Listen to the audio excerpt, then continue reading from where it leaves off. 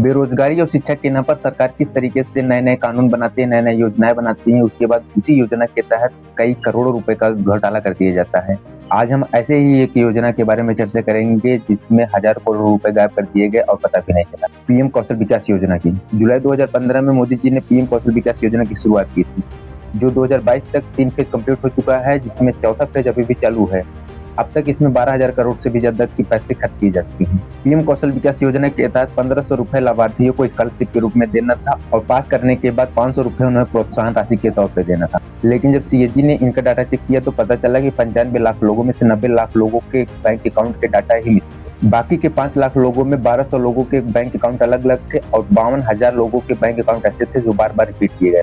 मतलब एक ही bank account के साथ कई लोगों को जोड़ दिया गया था और कुछ लोगों के बैंक अकाउंट के नंबर 1, 2, 3, 4, 5 या फिर 1 इस तरीके से लिखे गए थे और हजारों ऐसे मोबाइल नंबर मिले जो एक ही नंबर पर रजिस्टर थे और 53 ऐसे ईमेल आईडी मिले जो 500 से ज्यादा बार यूज किए जा चुके थे। अब सवाल यह है कि बिना सही बैंक अकाउंट के डायरेक्ट बेनिफिट ट्रांसफर का पैसा कहाँ गया।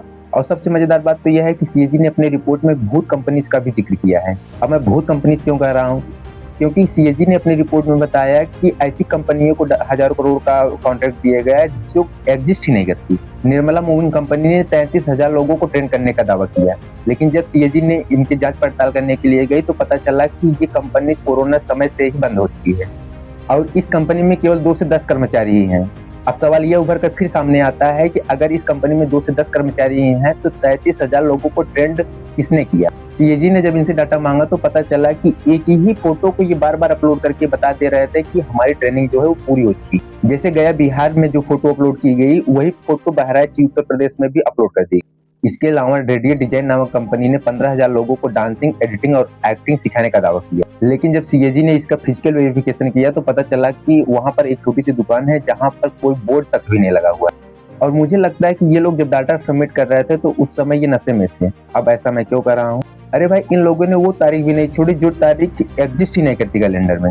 जयपुर की कल्चरल सोसाइटी कंपनी ने बकायदा ये दावा किया कि 31 फरवरी को उसने 56,000 लोगों को पीएम कौशल विकास योजना की प्रमाण पत्र तक बांट दिए सेरेमनी करवा के। जो डेट कैलेंडर में होता नहीं उस दिन उन्होंने सेरेमनी करके प्रमाण पत्र तक बांट दिए। ये साफ साफ दिखाता है कि ये सारे डॉक्यूमेंट फेक और फर्जी हैं। 2022 तक 3 फेज कंप्लीट हो चुके हैं और अभी चौथा फेज चालू है। अब तक 12,000 करोड़ से भी ज्यादा पैसा इसमें खर्च किया जा चुका है। इतना बड़ा धोखा और अपने ही देशवासियों के साथ ये इतने पैसे जो पानी की तरह बहाया जा रहा है, ये किसके पैसे हैं? ये हम आम जनता के टैक्स पेयर के पैसे हैं।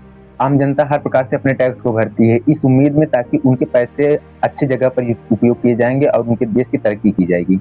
लेकिन इन पैसों का क्या किया जा रहा है? इन पैसों को अपने जेबों में डाला जा रहा है। आखिर इसका जवाब कौन देगा कि ये पैसे कहाँ जा रहे हैं? वीडियो पसंद आया तो वीडियो को लाइक और चैनल को सब्सक्राइब जरूर करिएगा।